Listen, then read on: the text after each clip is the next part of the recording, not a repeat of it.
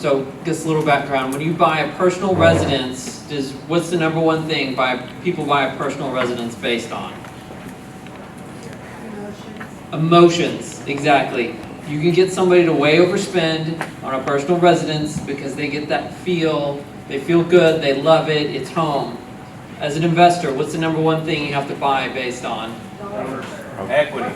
Return on investment, exactly.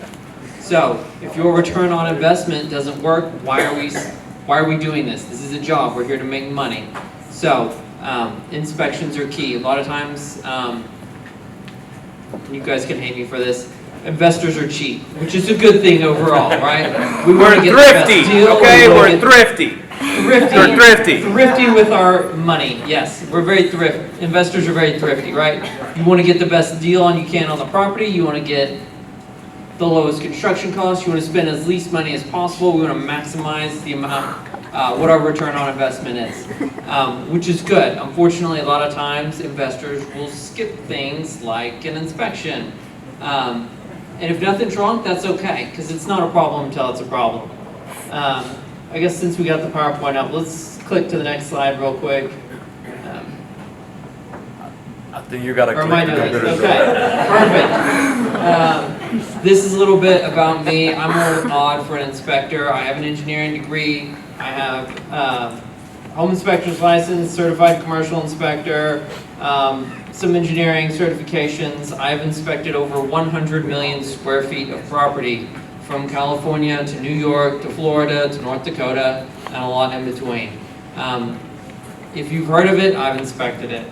I've inspected homes, I've inspected housing projects. I've been to the places where they say, you guys need to get out of here because it's 3 p.m. and it's now too dangerous for you to be here. Don't go there. I've done correctional facilities, military. I have done, I think the smallest one I ever did was a 500 square foot home, and the largest was 5 million square foot manufacturing facility. So there's nothing that you guys can come up with that I haven't seen yet. And I've bid on, so I used to do large commercial projects, so I've looked at ROI and construction costs on, what did I write down? Millions is a little bit of an understatement. We'll go with millions of dollars worth of construction costs on projects across the country. So what do we want in an inspection, right? We want to evaluate the property. A lot of the analysis you guys have got to do, I can't help you with that, right? You've got to run your comps, you've got to figure out what your ARV is going to be, what you can do to it, how you can make this property better than it already is. Because if it's as good as it's going to get, you're not getting a deal on it. Identify issues with the property, that's why you're having me out. There are issues with every property. There are issues with brand new builds. I find them almost every week. Every time I do a brand new build. And once you get into the older homes, there's a lot more issues. That's okay. Most of the issues are not a problem, right? Little chip paint, cracked drywall, maybe it needs some new flooring. Generally pretty obvious. But there's the issues you don't see. Do we have any flippers in the house that flip property, right? Okay. When was the last time you guys hopped up on a roof of a house you're buying? Last week? All right, we got somebody that actually does it. Roofs are one of the number one things people get bid on because they don't look. Also help plan out the renovation. One of the questions we get a lot is this wall structural? Can I move this or that around? You guys have got some amazing ideas how you can change the flow, how you can change the layout to increase the value, but knowing you don't want to just tear down a wall and hope the roof stays up. Next, maximize your profits. Has anybody ever in here ever done a flip and then somebody came back and said, the water heater, the electric panel, the HVAC system, it's not right, now you have to come back and fix it? Has anybody ever run into that before? Yeah, that eats into your profit margin, doesn't it? So you think, hey, 10-15 grand on this flip, that's a good payday, right? Until somebody comes out and you've got $5 grand of repairs and you're thinking, I could have gone to McDonald's and earned this much money with this much effort. If you can go work at McDonald's and make as much or more than you're doing in real estate investing, talk to some of the speakers that were here. They will help you out. You need to be doing better than you could do at McDonald's if you're going to be in real estate, because it's too time and effort and headache. Another reason, get repairs done before the tenant moves in. Do we have any buy and hold in here? Yeah. Okay, somebody answer me. Is it easier to get repairs done with or without a tenant? Yeah. Nobody wants to call at 3 in the morning that says the water heater's leaking. So we can figure out, use inspections, figure out what's wrong ahead of time. Everybody said it. It's easier to get those done without a tenant. You can get your guys in, get the place flipped in days or weeks instead of dealing with the same tenant, same issues over and over again. And then next thing, play defense. We've had a lot of amazing speakers out here talking to you about offense. You know, how do you get the right mindset? How do you get money? Mark's going to come up and talk about how to find a deal, how to use different kinds of money. Those are all excellent offensive strategies. Use them all, but you also need to play defense. You want this property to make you money, not cost you money, right? So we want to know about any issues ahead of time so that we can protect ourselves for that, right? Just because it has an issue doesn't mean it's not a good buy, but if you can get the seller to knock $5,000 off or $10,000 off to compensate for the busted HVAC system, the new electric panel, you now get to keep all that profit, or what you would have lost in profit by having those issues accounted for on the front end. All right, talk about a couple of different topics. Foundations. Has anybody ever dealt with foundation issues before? Yeah.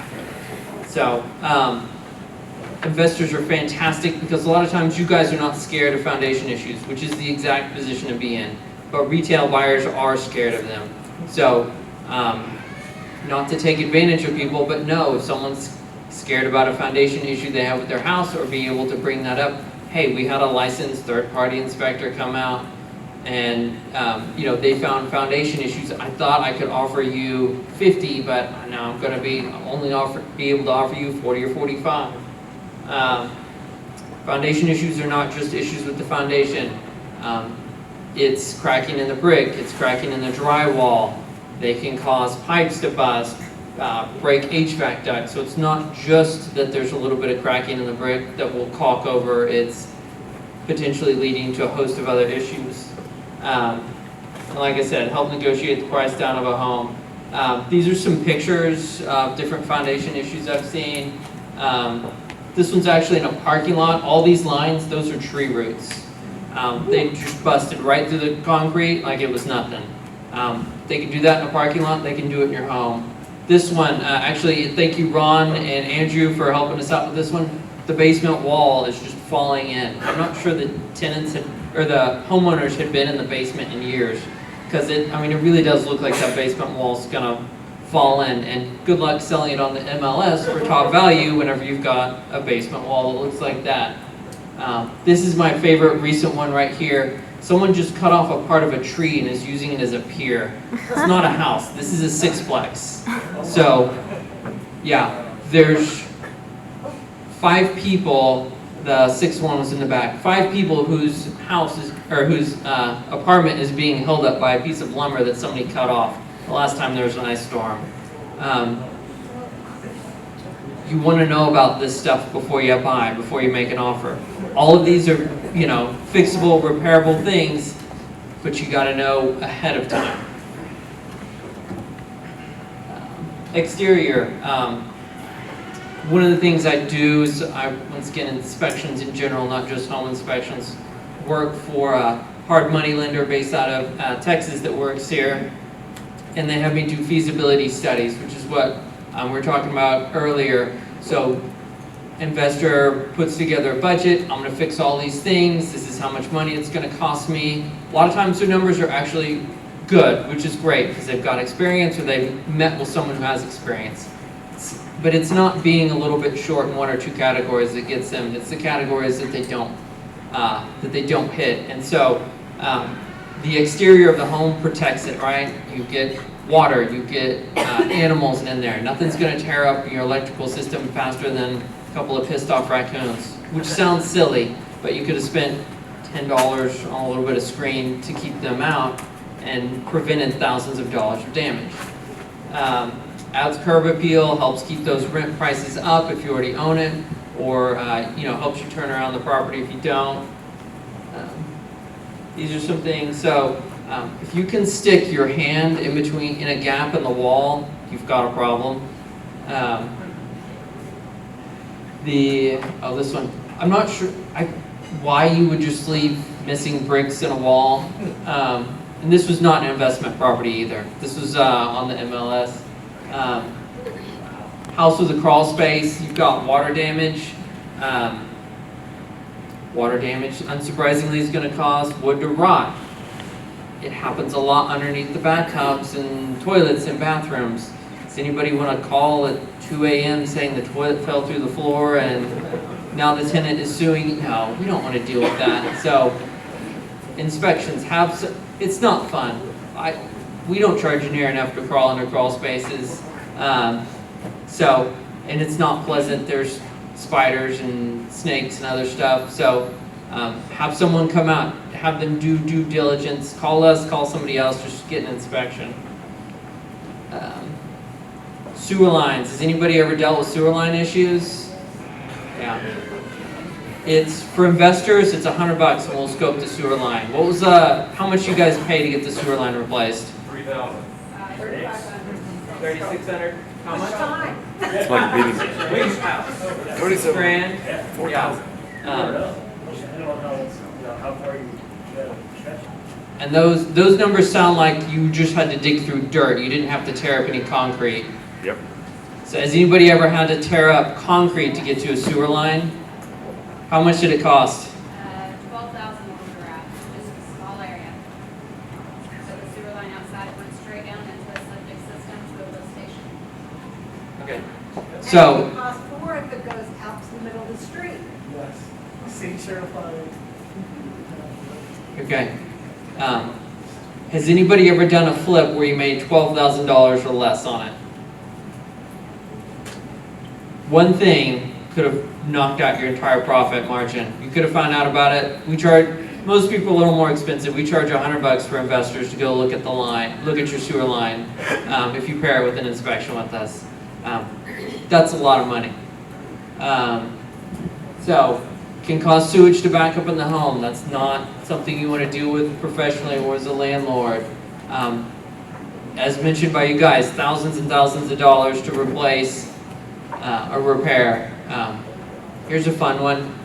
You can get riders on your insurance policy to cover sewer lines, but it is not covered in homeowners or landlord insurance, from what I've heard. And find out about any maintenance problems ahead of time, right? If you've got roots in the line, that's not ideal, but at least you know, hey, I can spend $200 to have the Roto-Rooter guy out once a year, spend $50 in root killer, and mitigate these problems.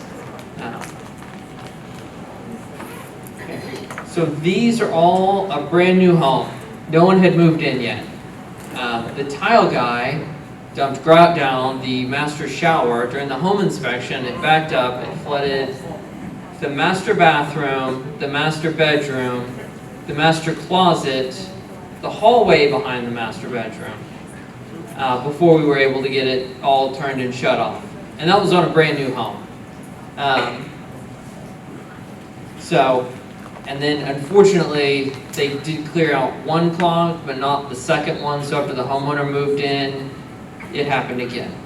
So be careful. This is not a problem you want to deal with. Plumbing and electric. Leaking plumbing can cause mold and wood rot inside the walls. That's not something you want to deal with. Restoration companies are not cheap. I always hate water heaters inside the home. I want to see them in the garage, just because if you can squeegee out a garage, it's really hard to squeegee out the master bedroom. Don't ask me why people put water heaters in the master bedroom, but they do. Electric, especially in older homes, that can affect insurance rates. Has anybody ever had a house with knob and tube wiring? What does your insurance look like on those as compared to something more modern? It was $8,500 to replace it. How much was that? It was $8,500 to replace it before the insurance charged me, so I don't know. Okay, yeah. Insurance gonna go way up, because it's considered a fire hazard now. Know that ahead of time, be able to build those numbers into your budget, right? Cash flow might look really good until insurance charges you an extra $100 a month, you know, to cover it.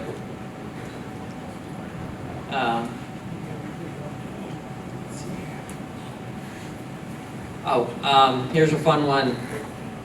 Two names to remember: Federal Pacific Stab Lock panels and Zinsco panels have been recalled. If you want a good way to negotiate down on an investment property, look for those. No one wants to buy a house with a panel that's been recalled by the federal government. It's an easy way for you guys to get in, build in that, you know, get a discount on your buy price so that you can afford to replace it. Sell it on the MLS for top value. You don't have to deal with the home inspector like me pointing that out and scaring away buyers.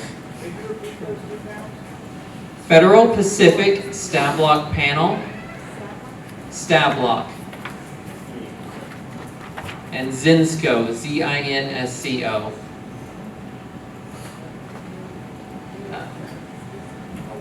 So here's a couple things.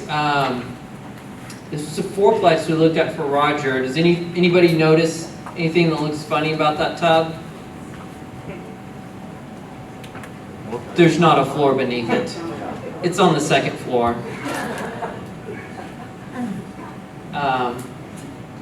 This one, this was great. I sold this report 3 times. Mold in the crawl space. It was bad enough that 2 investors passed on it because they didn't want to deal with it. Yes, they spent some money on a report, but would you rather spend a couple $100s on a report, find out that there's issues like this, and be able to walk away because the numbers don't make sense anymore, or be stuck with thousands of dollars in remediation costs? This other one over here, I had a out-of-state buyer, investor, call me and said, I don't know what's going on, the OG&E won't let me turn on the electric, I can't figure it out. I was like, dude, call an electrician. I'm not an electrician. He's like, just look at it, just see if you can figure out what's wrong. Walk in the backyard. This is after one of the ice storms we had this year. Tree branch fell on the power line, ripped the mast, the meter, everything else off the wall. That one, you didn't have to be an electrician to figure out what was wrong. And this one, anybody in here could have caught if you just walked around the property, but that's why it's important. Pay attention, figure out what's going on. And this one, this is kind of the crown jewel I get to brag about a lot. So Roger referred me to somebody who was buying a duplex, and he got it under, I don't remember exactly when the last ice storm was, got it under contract right before the ice storm, was going to do skip inspections. He was an experienced investor, not worried about it. He could handle it. He was going to do the remodel anyway. But Rogers told him to get an inspection, so he called me and we did. So we show up. I get a call that morning. Hey, are we still doing this? There's 6 inches of snow. Everything's covered in ice. Sure, I'll drive in anything. So we get out there. 2-story duplex, flat roof, or sorry, 3 stories, garage on the bottom, living spaces in the middle, living room, kitchen in the middle, and then bedrooms on top. Tree limbs had fallen that night through the roof. The top floor had flooded, drained through to the second floor, and a little bit of water had penetrated down to the garage. On this one, I was fortunate enough that one of my friends that's a contractor did the rehab. $80,000. Now, that's a retail. You guys can do better on pricing than that. But that's new roof, new flooring. I mean, it was tearing out everything and starting over because of all the water damage. So, know what you're getting into. Always do an inspection. Always do your final walkthrough before closing. They were able to get all that covered with insurance.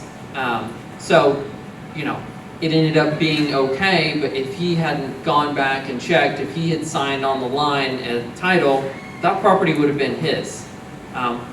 For in a situation like that, there may have been some sort of recourse, but generally once you sign a closing, the title company, it's yours. Oh, and then, let's see if I can go back. This was, wow, where did we go? Sorry, I can't operate this thing. So, that's infrared camera looking through. One of the things we've got is infrared cameras, so we can't see through walls, but sometimes we can sort of see through walls, pick up moisture. At this house, it was not whether or not there was water damage, it was how bad it was, but being able, if you suspect there's, certain kinds of damage, certain things, don't be afraid to pay a little bit extra for extra services. Roof, let's see. The number one insurance claim for homes is roof issues.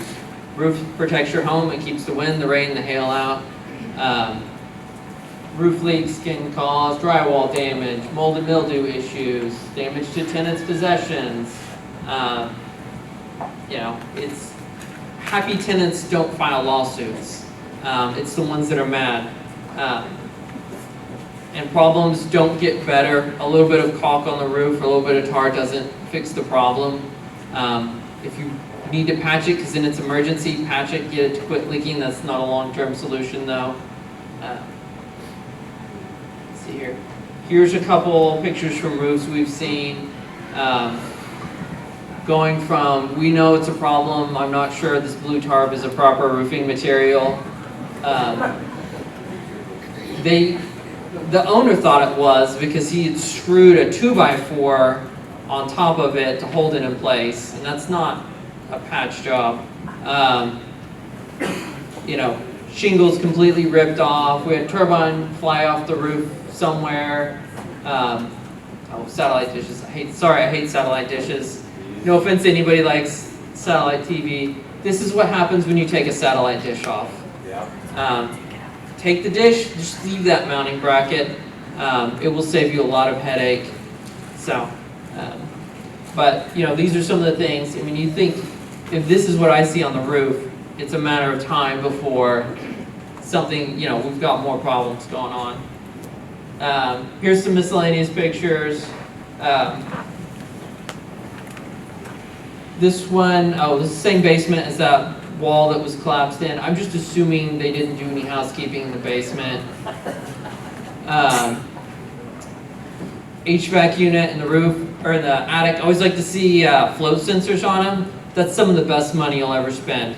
Because nobody goes up to check that tray. So you buy a little sensor, I don't know, probably $20 at most, and it'll shut off the unit if it starts leaking and overflowing. And then we've got fireplace here. Does anybody think this might be a little bit of a fire hazard? Yeah. That's not unique. I see those all the time. Sometimes people get on to me for writing them up, but do you want a tenant in a property that you own operating a fireplace that looks like that? If you got it insured for twice what the property's worth, I didn't hear anything. So we find all kinds of crazy stuff. Please don't let any of this stuff scare you. This is all, it happens all the time, but that's what you guys are here for, right? You guys are here to take these properties that are not in great shape and turn them into properties that will be in great shape, that will be a blessing for somebody else. For a tenant that can't afford to buy a home, for a first-time home buyer that needs a home. That's why you guys are here. So the important thing is to learn about these issues, have someone find them, learn how to deal with them. There's a lot of great contractors out here who'd love to help you out with them. I think this is the last slide. Yep. So, how are we doing on time? Are we completely out, or we got? Okay. So, do we have any quick questions? Hopefully, I haven't traumatized anyone too badly. What's the worst thing you've seen? Rain inside of a house when it wasn't raining outside. What do you typically charge for a decent inspection? So, we do, I'm not going to talk about what we charge for home inspections. That's a little bit different. You guys probably don't need it. So, we do what we call an investor inspection. It's a high-level inspection. We do foundation, exterior roof, water heater, electric panel, HVAC, and general conditions. It's $200 for anything under 3,000 square feet, and then for $100 extra, we'll scope the sewer line.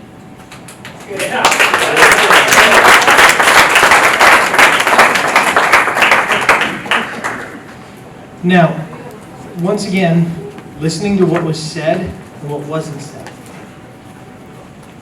There was something missing on the, saying that he's a home inspector is a legal title. There's a manual, if I'm correct, on what you inspect and what you don't inspect. And I found this out the hard way. Bought a house, $365,000 while we were sitting on a beach in Fiji. Got it inspected. Came home, got a $400 water bill. What the hell is going on? Turn everything off, walk outside, meter's just spinning, just spinning, just spinning, just spinning. And you're like, I got it. I got a home inspection. Are water meters checked on home inspections? They're supposed to be, if you can find them. Occasionally, they're not found. Technically, yeah. On there, they're actually not even required to check them. They just make sure that there's water in the house, if I'm correct. I had to, because I ended up looking it up. I was going to file a claim against the inspector. And the other thing, I had to go back and find out. There's things they have to inspect, things they don't have to inspect. And if you were listening to him, he said, I'm not going in the crawl space. Find somebody else to do it. I think that was somebody prior. I will go in the crawl space. The appraiser will not go in the crawl space. I will. I charge a little extra for it. Do you see that? Okay. Yeah, I don't get paid Now, enough. also for the inspectors in the house, who also, if I remember correctly, some of the banks will actually have some of their own inspectors. If they're doing an investment or a flip, they'll have their own inspectors come out. And most investors that I know will have your own contractors go out, because what the contractor's looking for is different than what the home inspector is looking for. They're incentivized in different ways. Is that correct? Absolutely. And is that what you were referring to when you were like, have somebody, because you said it twice, have somebody else come out and inspect it, have somebody else come out and check that, because the level and the depth and the intention behind the inspection is different. Absolutely. So you bring a contractor out and say, give me a bid on redoing the kitchen. They're going to give you a bid on redoing the kitchen. They're not going to tell you that there's issues with the bathroom, there's issues with the roof. They won't even get on the roof. Have an inspector come out who's got a checklist of things that we look at. We'll go through that entire checklist and look for all of those things. And that is where the networking and the relationships count. When you establish a relationship with your contractors and they know that, they are more inclined to come out and be like, hey, because that's what we do. We're buying a house. We have the real estate agent go out there, the plumber goes out, the electrician goes out there, our contractors that are in-house go out there, and they crawl through the house at a greater degree, because that is tailored to our investment agenda. They know what we're looking at, whereas the inspector might not tell you where the roof is or where the thing is. They know what we like, so our contractors know, hey, this is what you want. It passed on inspection, but knowing what you like, here's what I'm going to recommend. But anyways, can I get a hold of you? Do they have your contact information? And understand, you just had an engineer. Like, that's a rare bird. I don't know of any other inspector/engineer. Is that? There's one other in Oklahoma. There's one other in Oklahoma, but he's not here today. He's not. So I believe, is that all you got? Yep. All right.